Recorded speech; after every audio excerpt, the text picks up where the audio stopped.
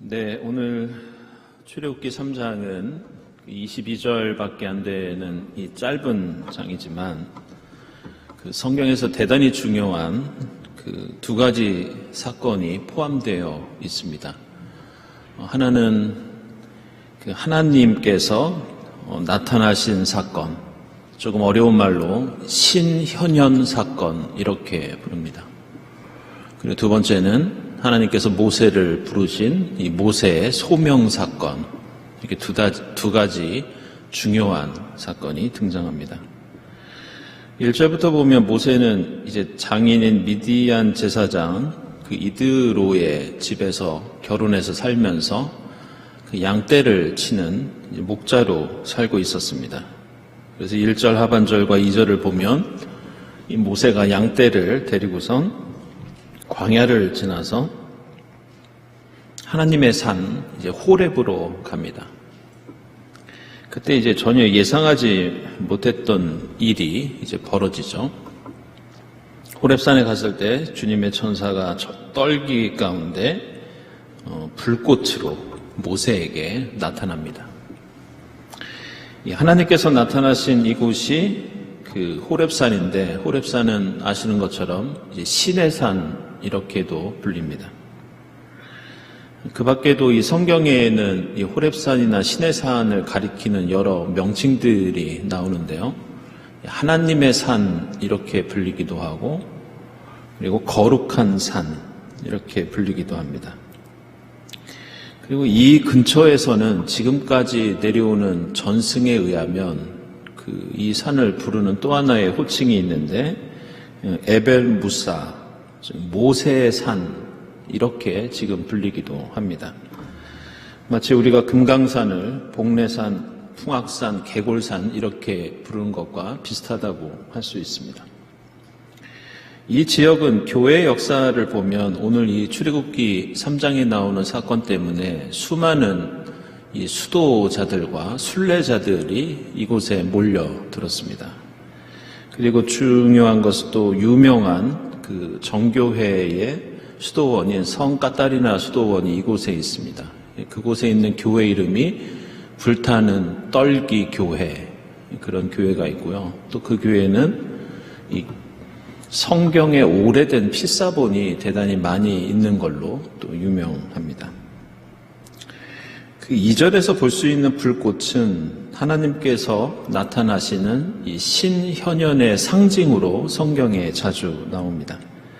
출애굽기 19장을 보면 하나님께서 나타나실 때 불과 연기와 진동과 나팔 소리가 울려 퍼졌다 이렇게 나옵니다.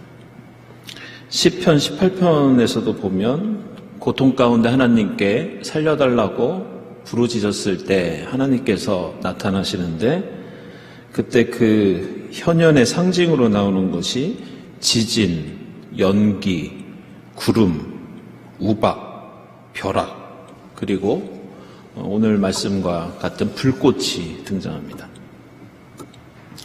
그래서 불꽃은 하나님의 나타내심을 보여주는 가장 대표적인 상징이고, 그런 이유로 오늘 2절과 3절 보시면 불꽃과 관련된 직간접적인 표현들이 무려 5번이나 반복해서 나옵니다.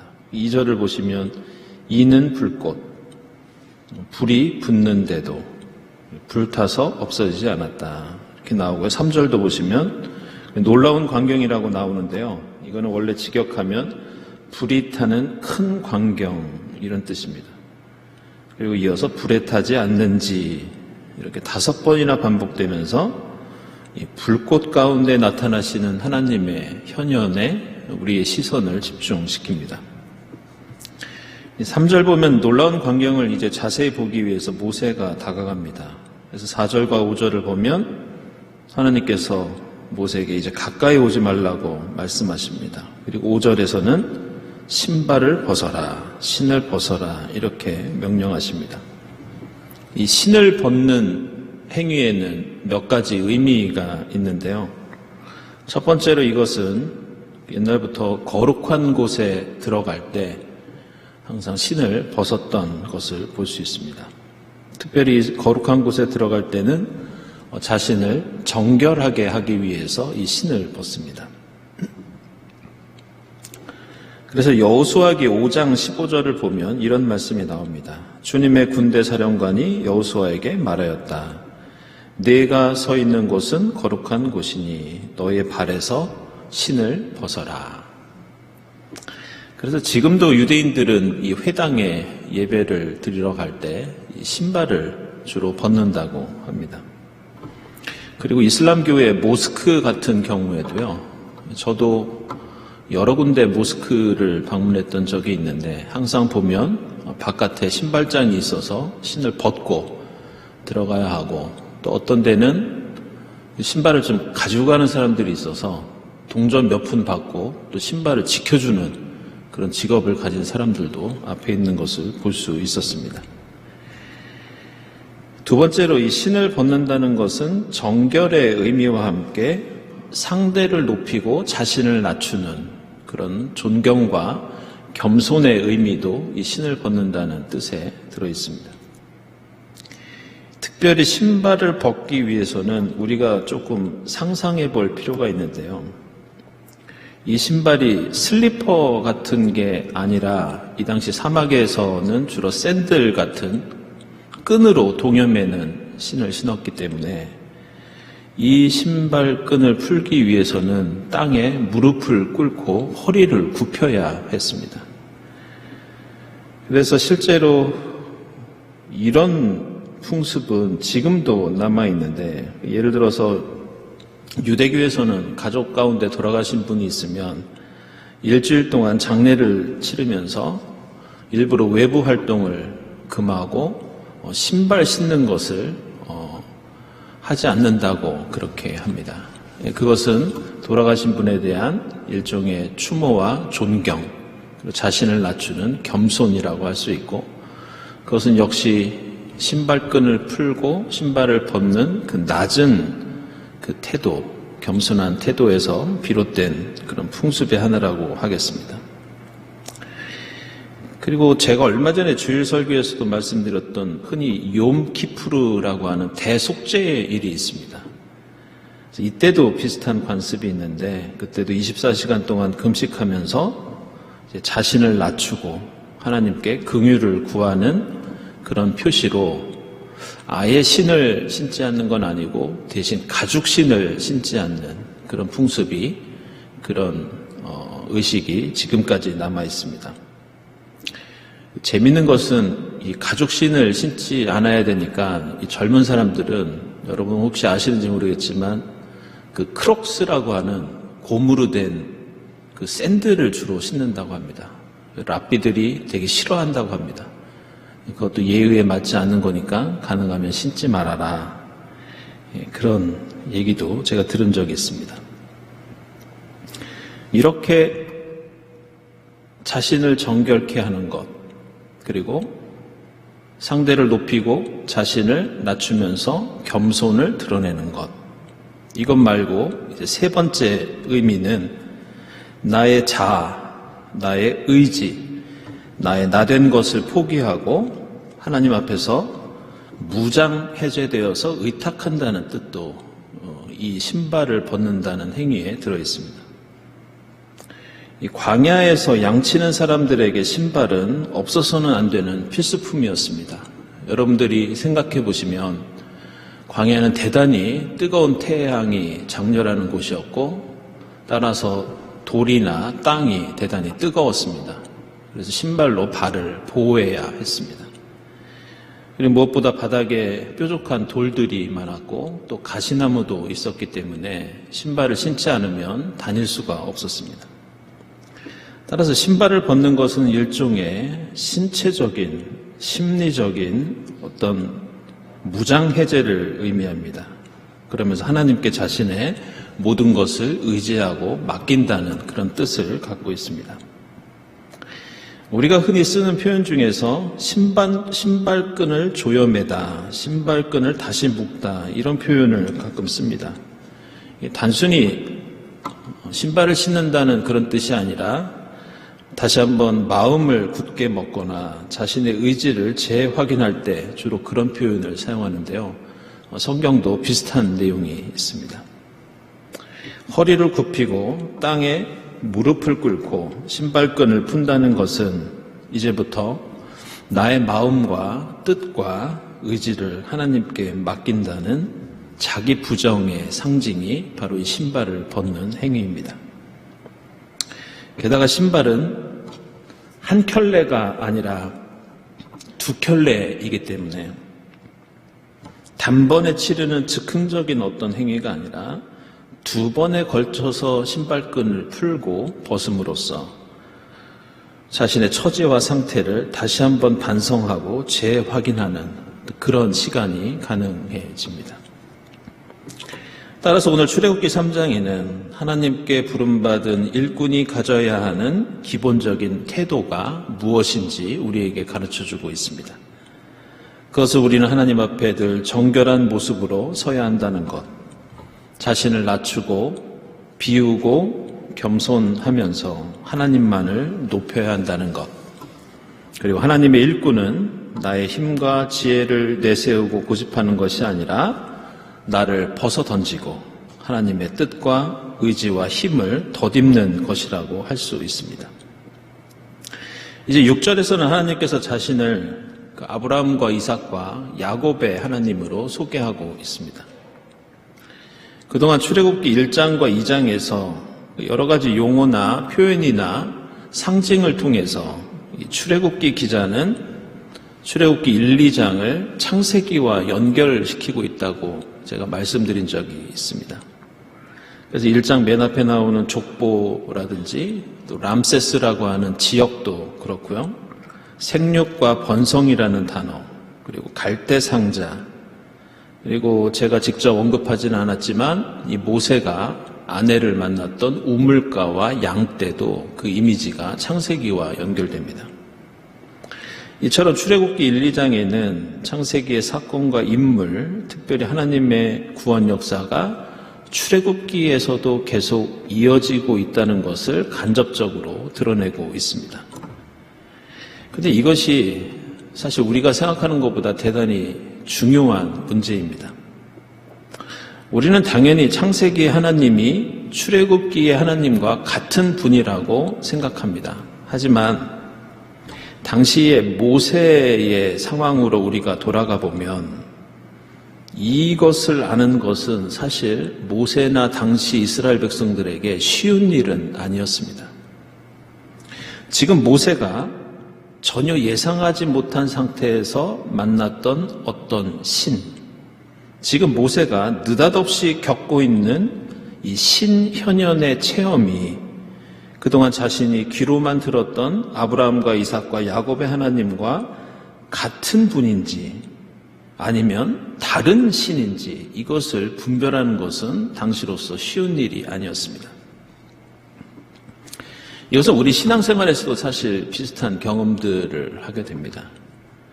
내가 겪고 있는 일들이 이게 하나님의 역사인지 아니면 자연현상인지 아니면 자기 암시인지 아니면 우연히 일어난 일이나 다른 사람에 의해서 일어난 일인지 우리의 힘과 지혜로 우리 주변에 일어나는 일들에 대해서 제대로 분별하는 것은 대단히 어렵고 힘든 일이라고 할 수 있습니다. 하지만 우리는 쉽게 어떤 일에 대해서 이건 하나님의 역사다, 하나님의 기적이다, 성령의 신비한 사건이다 이렇게 생각할 때가 있습니다. 물론 우리의 하나님을 향한 주관적인 신앙 고백은 신앙생활에서 대단히 중요하고 값진 것입니다. 그럼에도 불구하고 하나님의 신비한 역사, 하나님을 만나는 체험에 대한 바른 인식은 신앙생활에서 역시 빼놓을 수 없는 요소라고 할 수 있습니다. 그래서 오늘 6절에서는 하나님께서 이렇게 모세에게 자신을 드러내어 주십니다. 나는 너의 조상의 하나님, 곧 아브라함의 하나님, 이삭의 하나님, 야곱의 하나님이다. 분명히 하나님이 자신의 정체를 드러내주고 계십니다. 아브라함과 이삭과 야곱의 하나님이 이제 모세의 하나님, 이스라엘 백성들의 하나님으로 연결되고 확인되는 순간이고, 따라서 이 자리는 하나님의 존재 그리고 하나님을 믿는 신앙의 정체성이 재확인되는 자리라고 할 수 있습니다. 이것은 그 6절 하반절에 나오는 말씀과도 관련이 있는데요. 6절 하반절에서 모세는 이렇게 나옵니다. 하나님을 뵙기가 두려워서 얼굴을 가렸다. 그런데 모세가 보이고 있는 이 반응은 아브라함과 이삭과 야곱이 하나님을 만났을 때 똑같이 보였던 그런 반응이었습니다. 따라서 지금 모세가 만난 하나님이 아브라함과 이삭과 야곱의 하나님과 같은 분이라는 것을 하나님께서 스스로 밝히신 것뿐만이 아니라 모세의 이러한 반응을 통해서도 출애굽기 기자는 우리에게 보여주고 있습니다.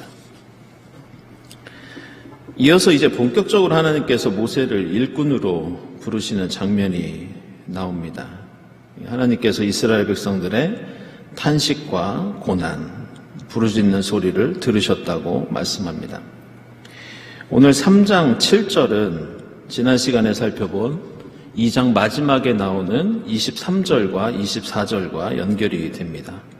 이스라엘의 탄식과 부르짖음과 한숨과 고난에 대해서 하나님께서는 그대로 하나하나 대응하시면서 보고, 듣고, 생각하고, 기억하신다는 그런 말씀입니다. 근데 다시 한번 오늘 7절에서 하나님께서 그 고난을 보고, 듣고, 알고 계시고, 아브라함과의 언약을 기억하시고, 구원의 의지를 갖고 계신다는 것을 확증해 주십니다. 그 표현을 이렇게 합니다. 나는 이집트에 있는 나의 백성이 고통당하는 것을 똑똑히 보았다. 억압 때문에 부르짖는 소리를 들었다. 그러므로 나는 그들의 고난을 분명히 안다. 이게 2장 마지막 부분과 연결되는 그런 내용입니다.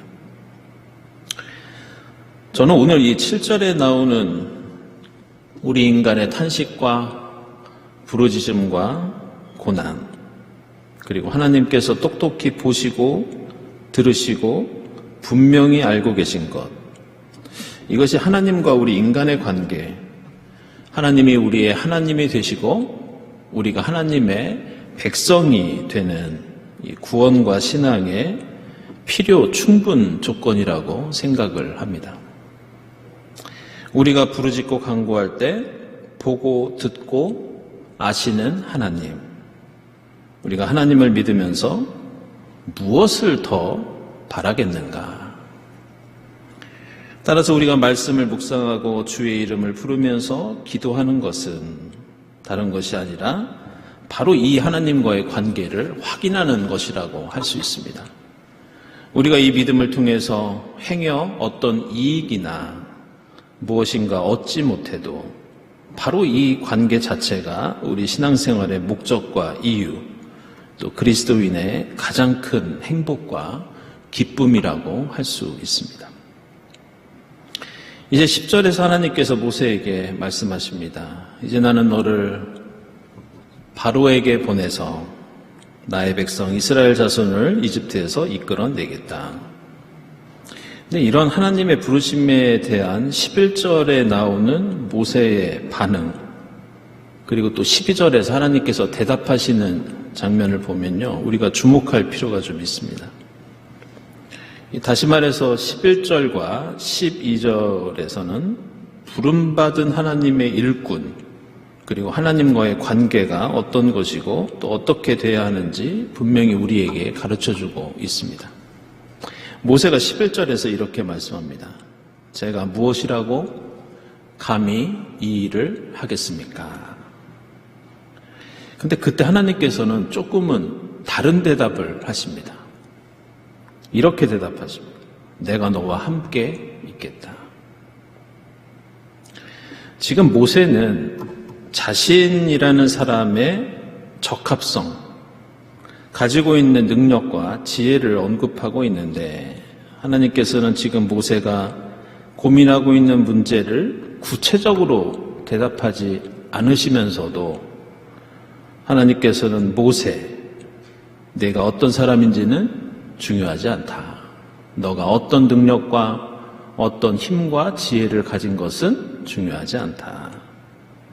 내가 너와 함께 있기 때문이다. 이렇게 대답해 주십니다.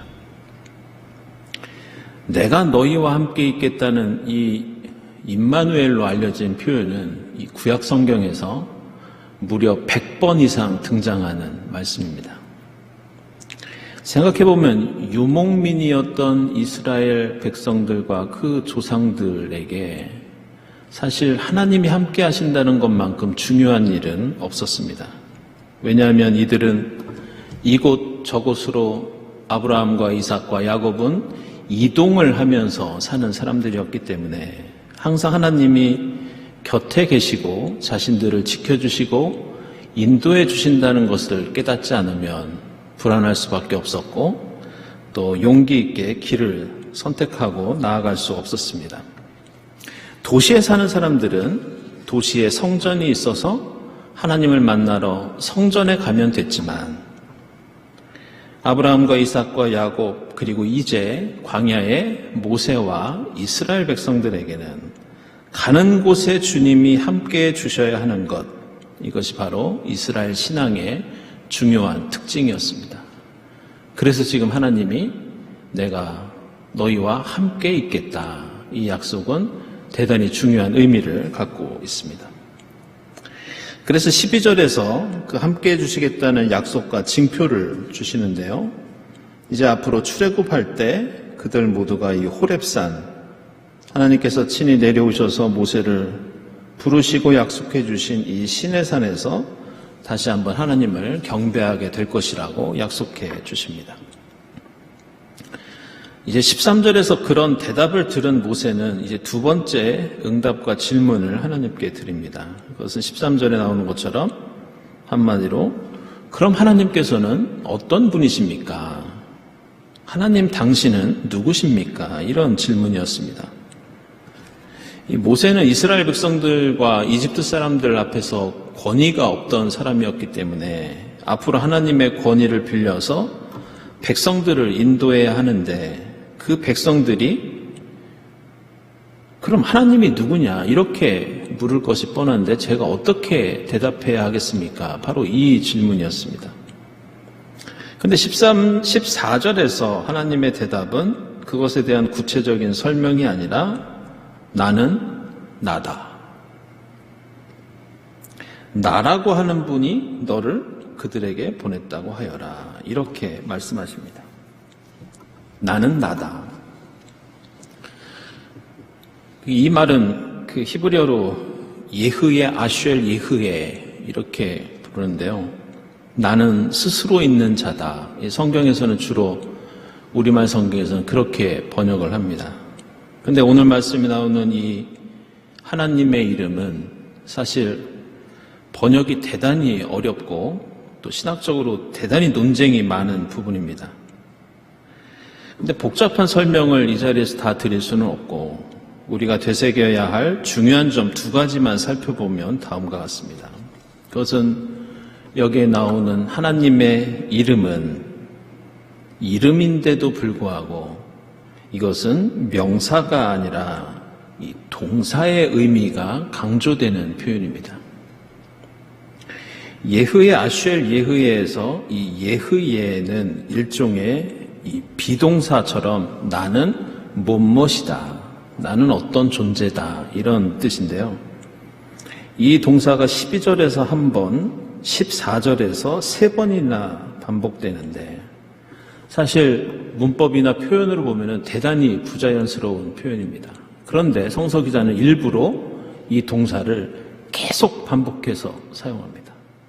그래서 모세가 하나님 당신은 누구십니까? 이렇게 물었을 때 대답이 이런 뜻입니다. 나는 명사가 아니라 동사다.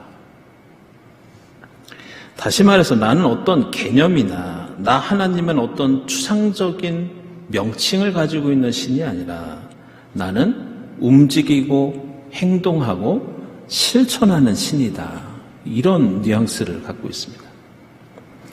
그래서 사람들이 나에 대해서 물어보면 나 하나님의 존재에 대한 어떤 개념이나 이론이 아니라 나 하나님의 역사와 실천과 행동으로 내가 보여주겠다.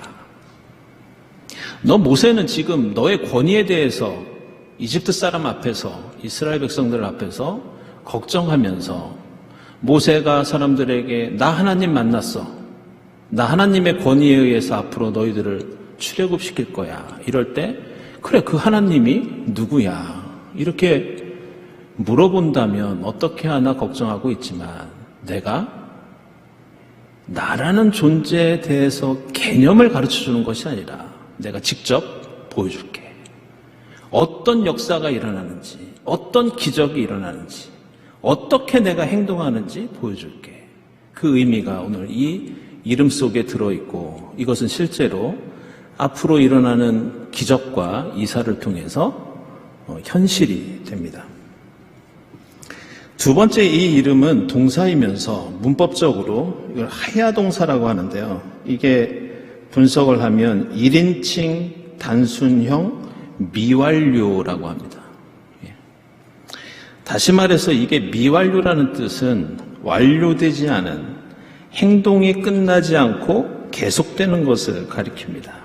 따라서 나 하나님은 움직이고 행동하고 실천하는 존재인데 그것은 한 번으로 끝나는 것이 아니라 너희 가운데 완료되지 않고 계속될 것이다. 이런 의미입니다. 그래서 15절에서 이 이름이 너희가 대대로 기억할 나의 이름이다. 이렇게 말씀하는 것은 이러한 하나님의 역사와 함께 하심이 너희 자녀들과 후손들도 오감으로 느끼고 체험하게 될 것이라는 뜻입니다. 그리고 나중에 출애굽기 뒷부분에서 말씀을 드리겠지만 우리가 드리는 이 예배의 신학적인 의미가 바로 이 하나님의 이름과 존재와 역사에 대한 기억, 체험, 갱신 이런 뜻을 가지고 있습니다. 지금까지 살펴본 것처럼 오늘 출애굽기 3장에는 하나님의 현현과 모세의 소명이라는 두 가지 중요한 주제가 나오고 있습니다. 오늘 말씀 속에서 우리는 하나님의 백성과 일꾼으로서 하나님 앞에 설 때 우리가 가져야 할 마음가짐과 태도에 대해서 말씀을 나누었습니다. 그것은 신발을 벗는 것처럼 나를 항상 하나님 앞에서 정결케 하기를 노력하고 하나님을 높이고 나를 겸손하게 낮추는 것. 그리고 나의 나된 것을 벗어던지고 하나님의 뜻과 의지와 힘을 덧입는 것입니다. 그리고 오늘 출애굽기 3장은 결국 우리의 신앙은 대단한 어떤 기적이나 축복이 아니라 우리가 탄식하고 부르짖고 간구할 때 하나님께서는 똑똑히 들으시고 보고 알고 기억하시고 계신다는 것, 이것을 강조하고 있습니다. 그래서 우리의 하나님은 저 멀리 하늘 높이 계신 추상적인 개념이 아니라 오늘 우리에게 내려오셔서 우리를 부르시고 우리와 함께 하시고 이끌어 주시는 움직이시는 하나님, 행동하시는 하나님, 이것이 오늘 출애굽기 3장의 중요한 내용입니다. 마지막으로 저는 오늘 말씀 묵상하면서 스스로 좀 이런 질문을 던지게 되었습니다.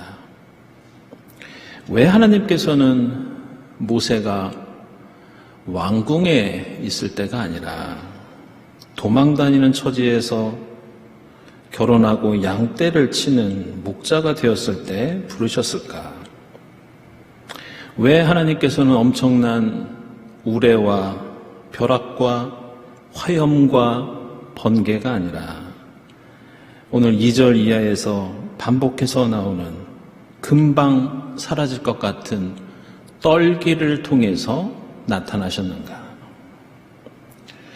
오늘 2절에 나오는 이 떨기는 히브리어로 스네라고 합니다.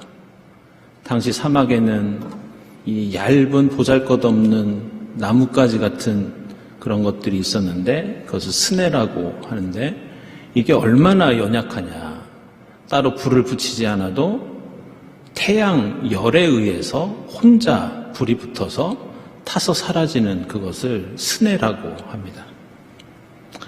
그런데 하나님께서는 왜 스네 같은 연약한 나무에 임재하셨고 왜 이 떨기나무는 불이 붙었는데도 타서 사라지지 않고 계속해서 불꽃이 일고 있었는가?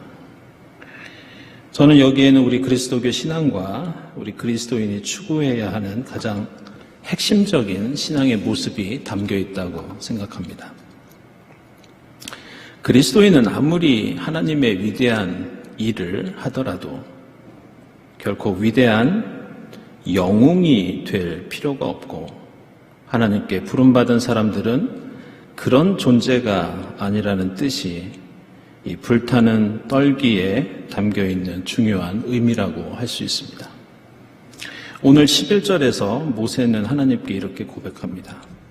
제가 무엇이라고 감히 바로에게 이스라엘 자손을 이집트에서 내보내달라고 얘기하고 이끌어 내겠습니까? 그때 하나님께서 대답하신 내용은 이런 내용을 갖고 있습니다. 너 모세가 나를 만난 이 불타는 떨기를 한번 생각해 보아라. 언제 불타서 사라질지 모르는 가장 연약한 나무. 비록 힘과 능력과 지혜는 없지만 너 모세가 바로 그 스네, 떨기이다. 비록 그 떨기는 연약하지만 그 나무에 불타고 있는 나 하나님의 불꽃은 너를 태워서 없애는 것이 아니라 부족하고 연약한 너를 통해서 나의 능력과 힘과 기적을 드러낸다. 내가 그렇게 너와 함께 할 것이다. 바로 이것이 오늘 출애굽기 3장에 담겨있는 우리에게 가르쳐 주시는 하나님의 일꾼의 정체성입니다. 사랑하는 여러분, 혹시 나에게 부끄럽고 연약하고 부족한 것이 있더라도 낙심하거나 좌절하지 않으시기 바랍니다. 하나님께서는 그 부족하고 약한 곳에 임재하셔서 우리의 연약함을 통해 하나님의 강함을 드러내시고 우리의 부족함을 통해 하나님의 충만함을 나타내시며 우리의 어리석음을 통해서 하나님의 지혜를 드러내십니다. 이것이 하나님께서 우리를 부르시는 이유이고 우리가 누릴 수 있는 하나님의 능력과 기적과 은혜입니다. 주연절을 보내면서 우리에게 나타나신 하나님 앞에서 무릎을 꿇고 신발을 벗고 언제나 함께 하시는 주님과 동행하는 여러분의 주연절이 될 수 있기를 바랍니다. 오늘 말씀 묵상하면서 함께 기도드리겠습니다.